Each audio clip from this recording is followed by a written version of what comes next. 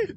24th of July, and under the attack of the Ukrainian armed forces are Moscow's airports and train stations. Thousands of drones heading for Moscow. And Solovyov's horror stories never went that far. Moscow is starting to collapse. Damn, cars are on fire. Whoa, that was a hit. Holy shit.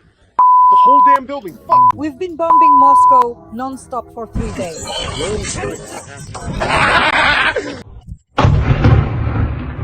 Muscovites are running out of their homes in panic. There, a third one caught fire. Oh! For the third day in a row, airports in Moscow and St. Petersburg are in chaos.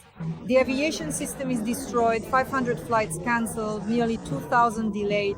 90,000 Russians are trapped. It's just insane. Everyone's flights are canceled. They're canceled. In St. Petersburg, they're jamming mobile signals. The airports are like camps. People are sleeping on the floor, crying, shouting, fighting for information. This plane landed yesterday evening. I've been trying to communicate normally. That the flight will take place or not. It doesn't work out. Neither the airport nor the airline is talking. Or anyone. It doesn't work. Crowds, panic, hysteria, no flights, no connection. There is no hope.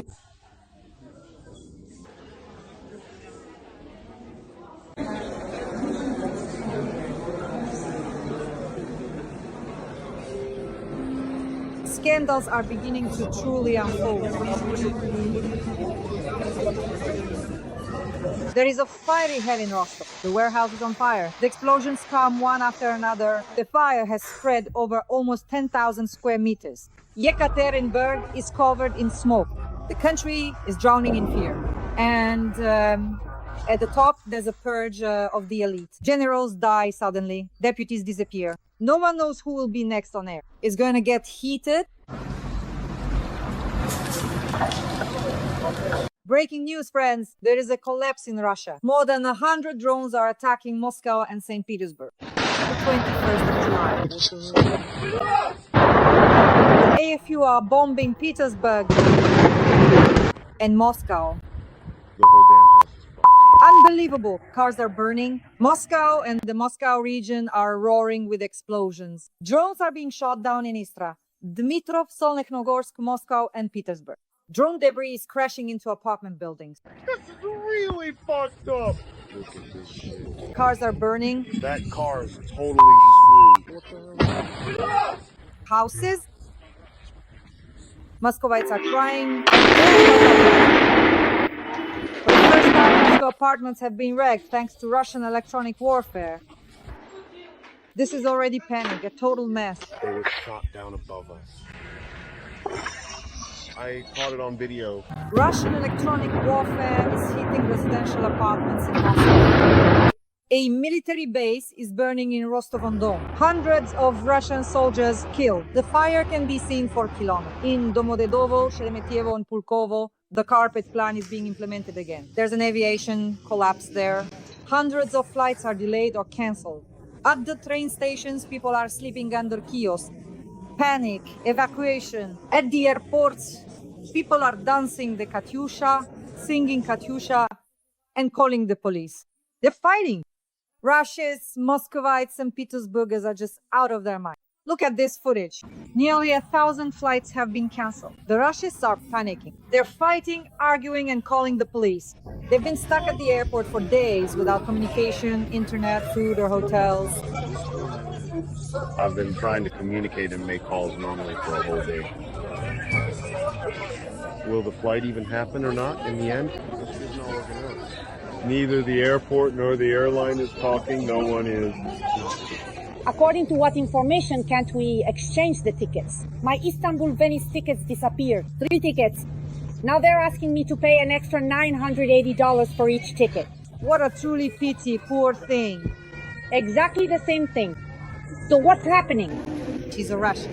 It's karma and retribution coming back around. Flights are delayed, trains are at a standstill, stations are packed, everything is burning and everything is spiraling out of control. Muscovites are complaining about geolocation glitch. The app is sending them to live in occupied Crimea. Maybe they haven't even arrived yet. The occupiers and racists got scared. Here comes the boomerang. Hey there! Fuck yeah. That's it? Damn! Muscovites are crying. Yo! The FSB is jamming the signal, the internet. Muscovites are in a panic. If they're jamming, it means they're afraid. These are no longer one-off attacks. This is a new wave of war. They were flying towards Moscow, flying towards Putin.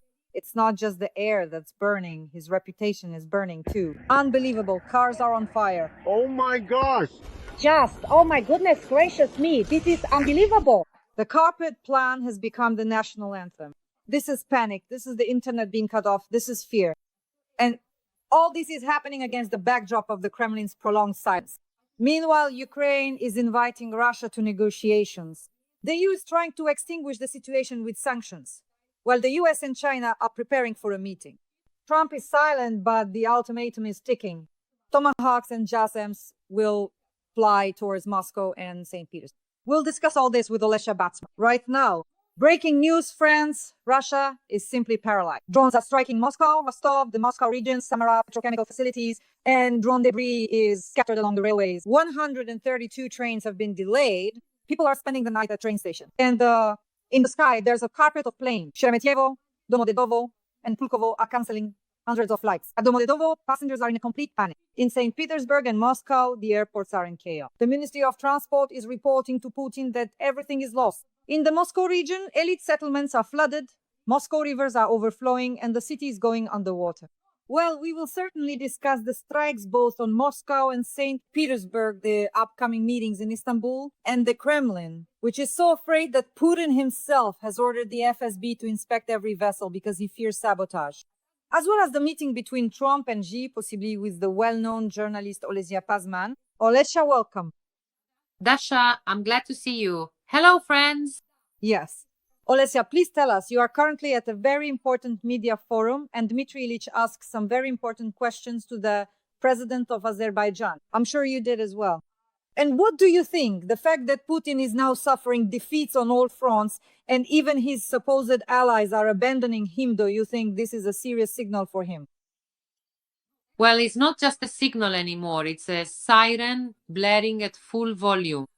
And most importantly, Putin's associates absolutely understand this. And the rats are fleeing the sinking ship. And the ship called Russia is successfully going down. I don't know what's going on in Putin's head.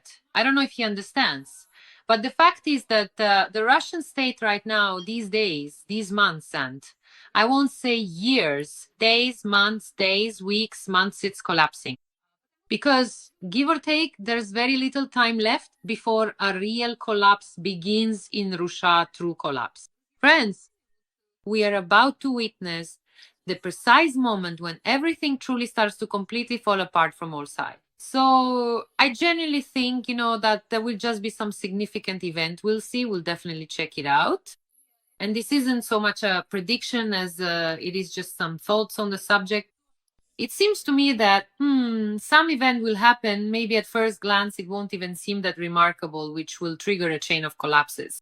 A chain of collapses that will lead to the destruction of the Russian state and the regime. The Putin regime in the Russian state. We don't know how this will happen. We don't know when it will happen in terms of, as I said, days, weeks, or months. But believe me, everything is shaping up so that in the very near future, this collapse will come when indeed private jets will be taking off one after another, private planes departing from every Russian airport that is still operating at that moment. Russian oligarchs and their families will be trying to save their hard-earned wealth, stolen through back-breaking labor wealth, and evacuate their families. By the way, this process has already started and many have already taken their families out and are transferring their wealth abroad. They're doing this in various ways, in different forms. Some have put their faith in crypto and are simply moving their money that way. Many Russian oligarchs, however, still trust good old cash, gold, and jewels more, and that's what they're transferring and hiding in different countries.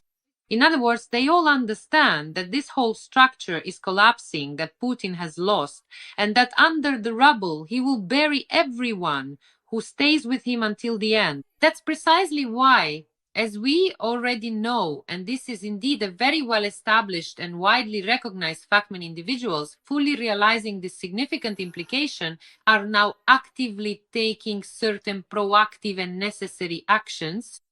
And the collapse will also begin in the economy because, it's only a matter of time before there are food riots. It may seem like everything is fine now today, everything is available, but tomorrow things start disappearing from store shelves. Not just milk, sour cream and eggs, but bread disappears too. Then there are problems with drinking water, and then eventually transportation grinds to a halt, trains stop running, other cargo shipments stop, and so on and so forth. And on top of that, drones are falling from the sky, and there are a lot of drones flying. And there are other types of weapons too, That's why Russia, which came to Ukraine with war, which decided to enslave Ukraine, to destroy Ukraine because they needed our land. And in their worldview, Ukrainians weren't supposed to exist on that land. They're simply heading toward genocide. So everything they have planned now will, thanks to their own actions, come back to them like a boomerang because, of course, Ukraine will not strike at the civilian population. Of course, it does not wage war against hospitals or maternity wards, unlike the Russian barbarians. Ukraine will only strike hit, is already starting to strike hit military targets. We will all see this very soon. Russia has been left without allies. That's what you're talking about. Yes, we are in Azerbaijan, and here Azerbaijanis are very kind, decent, and honorable people. They share a very similar history with us. If you sit down, sort things out, and look through the pages of the real history of Ukraine and Azerbaijan, we have many things that unite us, many shared episodes. And what's very important is that a common enemy also brings us together. You understand? And our common enemy with Azerbaijan is Russia, because it was due to Russia that Azerbaijan had its territory occupied for so long and didn't have the opportunity to liberate it. Now, our President Aliyev said something very true: justice will prevail in the end, no matter how difficult it is. And he was talking about how at some point everyone turned away. Even Western partners were saying, well, it's easier to just come to an agreement, just accept it. Right now, it's not beneficial for anyone. So why bother? Well, the situation is like this, and there's this and that. And he says, and despite everything, we understood that we were left alone. But we couldn't allow ourselves to simply betray our people, betray our history, betray, in general, Azerbaijan itself. And they fought. And what's interesting is they prepared. And in this regard, of course, I learned a lot here and took away things that are useful for us, useful for Ukraine to use. Because even the way Azerbaijan is bringing back into the big Azerbaijani family those territories it has liberated that were occupied, I'm talking about Karabakh, it's a great opportunity for us to observe and adopt this experience.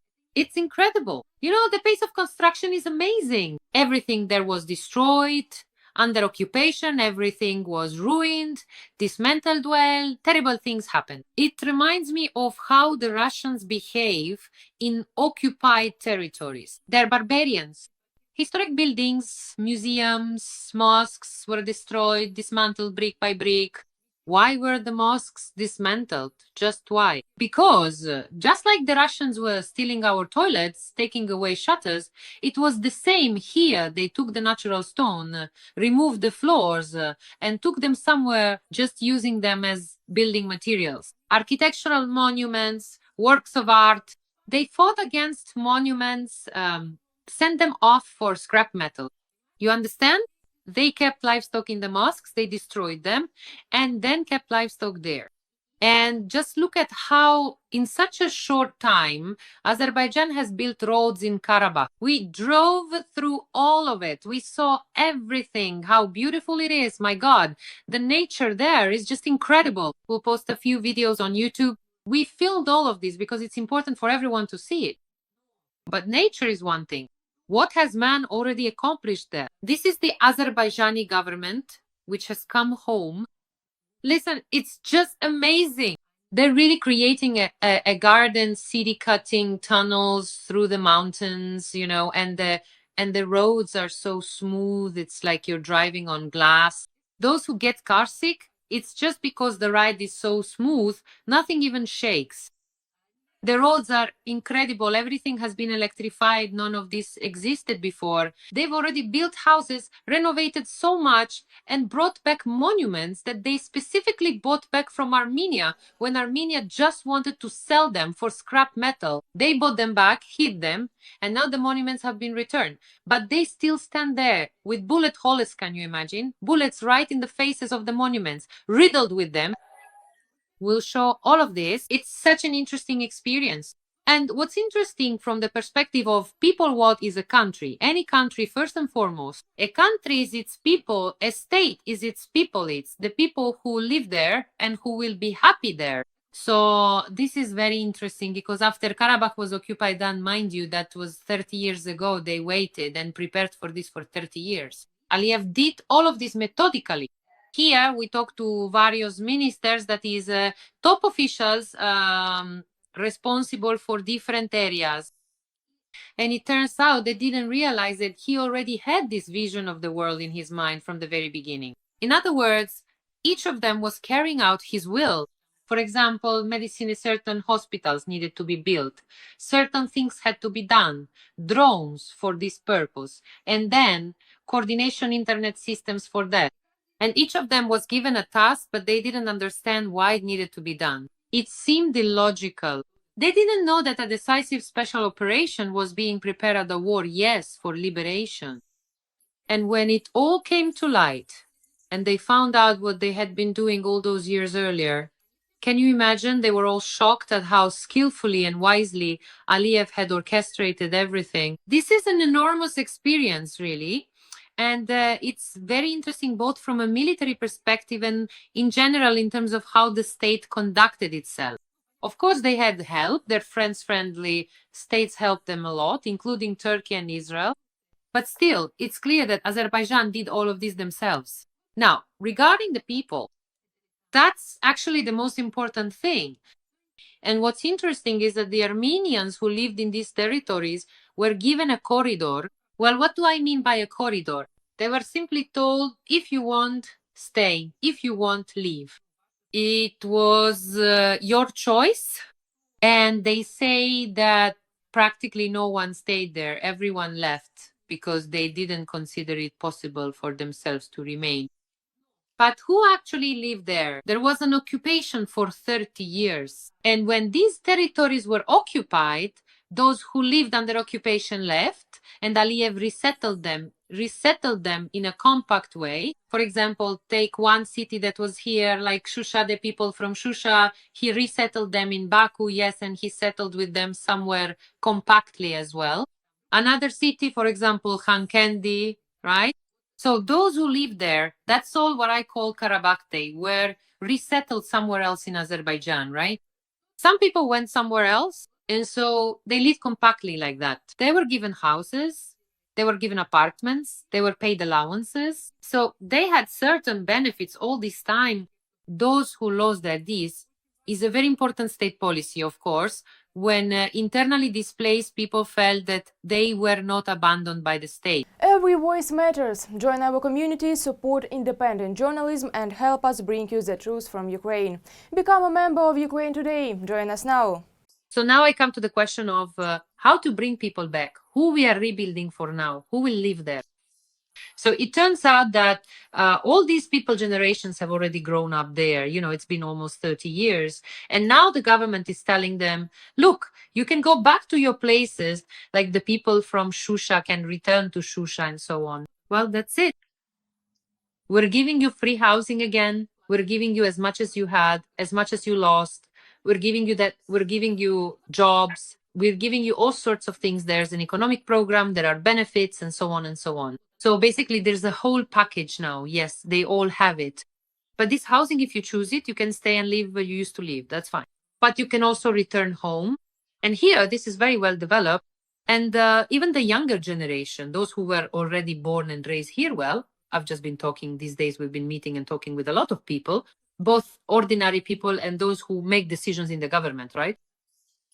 And they are very attached to this. They wanted to return. So this is important to them. You understand? This land, by the way, it turned out Karabakh, I didn't know this before, is actually like a health resort, as they used to say. Why? Because it's an incredible climate zone with very clean air and the purest water. We were actually drinking water straight from the springs there. There are springs there, and you just take the water and drink it. It's delicious, pure water, you know? And they want to come back. And now about 50,000 have already returned. That's a lot, you know, considering it's only been a few years. And then there are all the employees who are already there, you know, the ones building things. Just think about the impact on the economy, right? What an economic boost it is when there's so much construction, so many jobs being created. There are kindergartens, schools, roads being built, buildings. Some of them are just incredible, really incredible. Some things are being restored and some are completely new, you know, being put up. Mosques are being restored. Mosques are being built. So what I want to say is that I'm really inspired by this example in the context of Ukraine. I understand that anything is possible if there's will, if there's desire, if there's love for your country. And I'm absolutely sure that we will succeed. And what I definitely want to tell you, and I say this here, despite everything that's going on, Azerbaijan is a friend of Ukraine and Azerbaijan does not need Russia. Yes, they don't want a war with Russia. That's why, of course, you often hear some statements or something like that, right? The thing is, well, for us personally, when we are waging a full-scale war with Russia, or rather, Russia is waging it against us, of course. We would like, you know, something even more pronounced. But here too, understand, of course, that they don't want to fight openly because they already had a war, a proxy war, right? Which in fact was fueled by Russia, since Russia was present there in every possible way.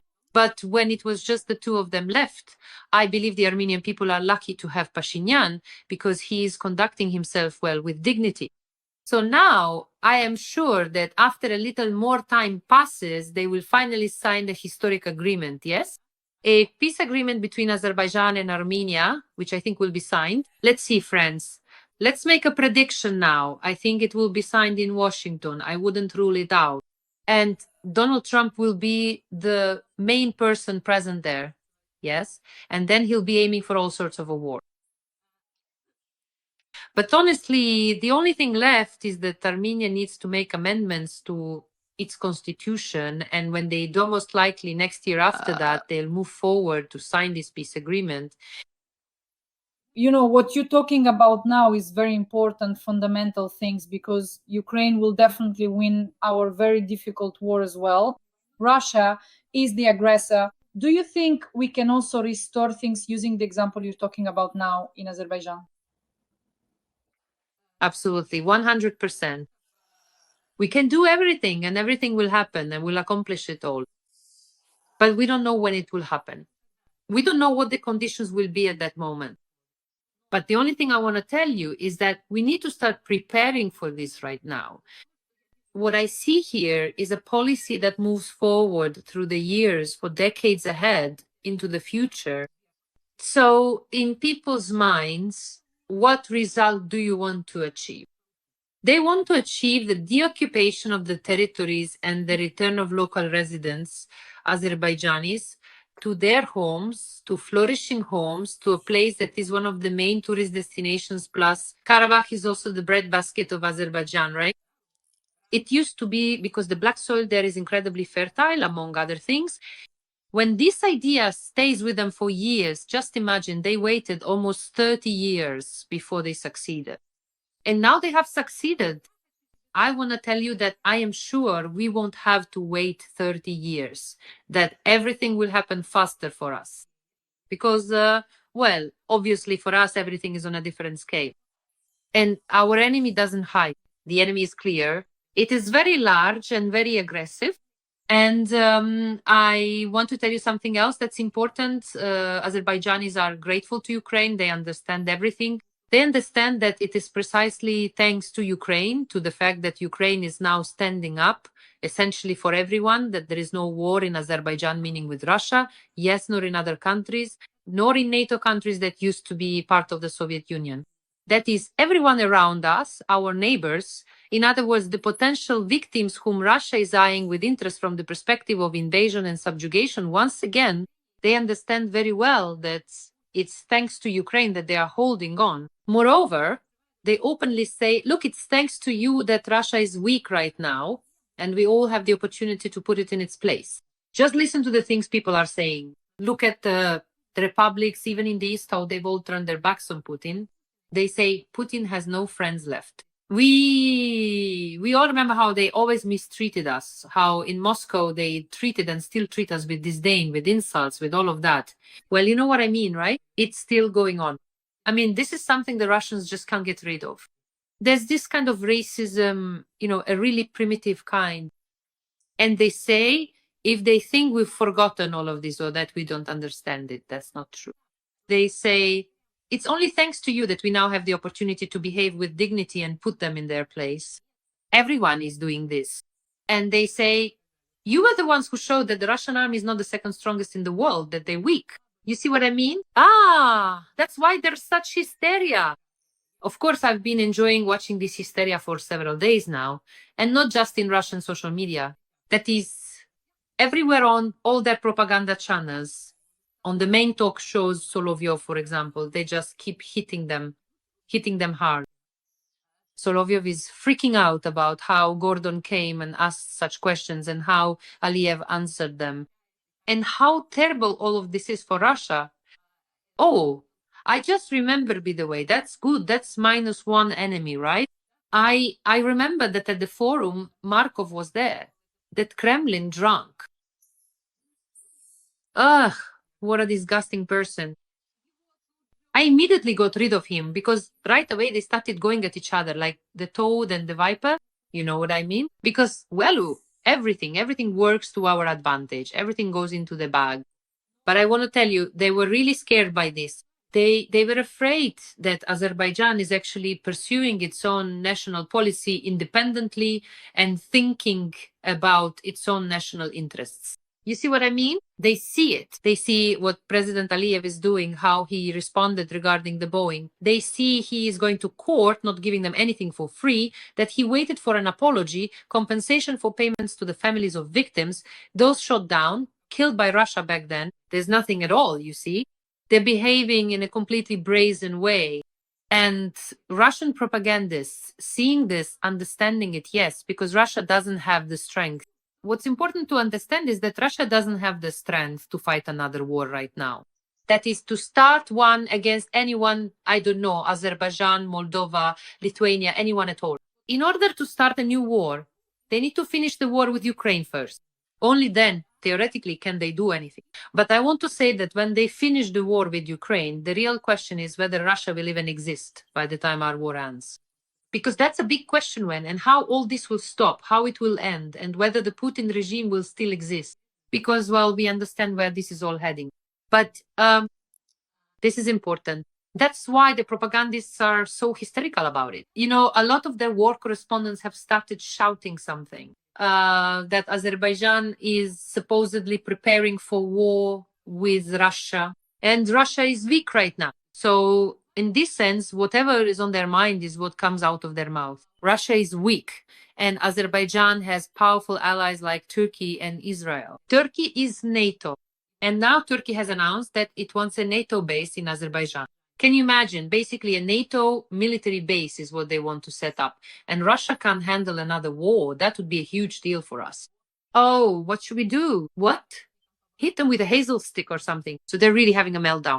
And when does a meltdown happen? When you have no idea how to deal with all of it, when events keep piling up one after another and the whole house of cards collapses. That's exactly what we talked about at the very beginning, that everything is working against them now. It all piled up because Ukraine didn't surrender, because Ukraine fought and is still fighting, because Ukraine held out their margin of safety, has been exhausted, and now they're on the edge. And right now, of course, it's important for Trump, for America to actually impose sanctions, because that will definitely deprive them of resources. You see, the resources they're now pouring into the war on for us. We just need to get all the weapons that have already been promised. And some of them aren't just promised, they're already here. So everything will be fine. Of course, I can't help but ask, what are your expectations for the meeting in Istanbul? Because if the Russian delegation once again sends Medinsky and people of that level, how might Trump react? Because today, before our interview, I saw that Lindsey Graham said that Trump will destroy Putin, that he's had enough of Trump, and that most likely there will be hellish sanctions imposed. But most likely this delegation will just be another mockery of Trump and of Ukraine, 100% from Russia. What do you think? I do not believe that Vladimir Putin will come out right now in the next few days and make some kind of official statement like, that's it, we are stopping, completely freezing everything, a comprehensive ceasefire. He's on a roll. Right now, you see, he's in a state where he's being swept into the abyss and he can't stop anymore because he's in some kind of irrational environment. He's in an irrational state. So most likely another delegation will be sent, just like before with Medinsky, though it won't be Medinsky this time. So these are people who won't decide anything. They'll just mumble more or less the same words we've already heard. Putin, do you see what the issue is? As far as we can analyze and understand from what insiders are saying, what's happening there? And he actually wants to use those 50 days that Trump gave him. He wants to use them now to make a push to grab some more territory from Ukraine, to intimidate as much as possible. But thank God, nothing is working out. I mean, really, nothing is working out. Plus, again, on the one hand, Trump gave him those 50 days, but on the other hand, there are other precedents. There are precedents where Trump talked about 60 days, but then solved the issue with Israel in a completely different way. And we saw the bunker-busting missiles, which work so beautifully. And Putin doesn't have just one bunker, he has several. And the Americans know exactly down to the centimeter where they are located, where the ventilation hatches are, who is where, the command posts, and even where the bedrooms are situated. All of this, you see, is all known. What matters is having the political will. But just now, look, could we have imagined that even Lindsey Graham, say 3 months ago, would say such harsh words? Yes, he spoke out against Russia, but like this, with an ultimatum, Trump will kick your ass. Putin is a scoundrel. Well, he really let loose, he went on the offensive, not just in a politically correct way, but more like a guy who's just had enough and is lashing out. Let's be clear. He's not an independent person who just does whatever he wants and sits in his kitchen chatting with friends. He's a politician who bears responsibility, who has to weigh every word because it will affect his career. And let's not forget, next year there are elections there. 1/3 of the seats are up for grabs, and he's running in those elections. And in order for him, first of all, to get the green light and make it through the Republican primaries, and then to win, he needs Trump's support, his resources, his financial donors, his political backing, his media presence, and for about a year now, according to insiders close to him. He hasn't done anything publicly or taken any initiatives that haven't been coordinated with the Trump administration. So, friends, let's draw some conclusions. Let's draw some conclusions. Yes, I want to quote this. Putin, your turn will come. Trump is going to kick your ass. Trump is tired of this game. If I were Putin, I'd hurry up and sit down at the negotiating table. Graham emphasized. I'm curious, Oles, do you think Putin will listen to the statements made by Lindsey Graham and by Secretary General Mark Rutte, who said that if he were in Putin's place, he would sit down at the negotiating table and end this war? Dasha, as far as I've been observing him all these years, and for many years now, all Ukrainians have been able to do this. Unfortunately, I have to tell you that he only pays attention to actions. When he gets hit, when he gets punched in the teeth, when he's cornered, when his hands are teed only, then does something happen. Otherwise, he doesn't react. He doesn't respond at all to any kind of statements or verbal threats. The Ukrainian army knows how to speak to him in the language of force. That's an example of how you need to deal with him, how you need to resolve issues concerning him, right? Because at that point, he becomes the object, not the subject. So I don't think, look, this isn't for Putin right now. If they think he'll listen and do something, well, that's unlikely, very unlikely. He'll only pay attention to actions only when he realizes that he's in trouble here, there, and there, that things are falling apart, that he's being squeezed only then, based on actions. Then, of course, he'll be forced to act if he has time, if he makes it. Because I repeat, there are bad things happening within his inner circle. Everyone is interested in a strong leader, but a leader who drags you down or leads you to the scaffold with him, well, who needs someone like that? They all want to live well, eat delicious food, sleep soundly, travel abroad, and enjoy life. So why would they need all that? That's his inner circle right there. But not all of them are billionaires, and they only have one life. They won't want to share that fate with him, to go all the way to the end, so to speak, and that's it. Why do they need all that? That's why there are already separatist conversations happening within his inner circle. We hope that Putin's end will come soon. But I think that the armed forces of Ukraine will definitely help bring about that end. The Ukrainian army, drones, missiles, our ballistic weapons, and possibly Tomahawk missiles and American JASSM, we are hoping for that. Alesya and I are putting an ellipsis here because Alesya will return from Azerbaijan with some very interesting new stories. For me, this was one of the most interesting episodes because I gained so much intellectually. And it's wonderful that you were at this forum and that you shared all of these now. An example of how Ukraine will definitely reclaim and restore its territories after the occupation is very important. Friends, please support our conversation. Alesya and I always talk every week.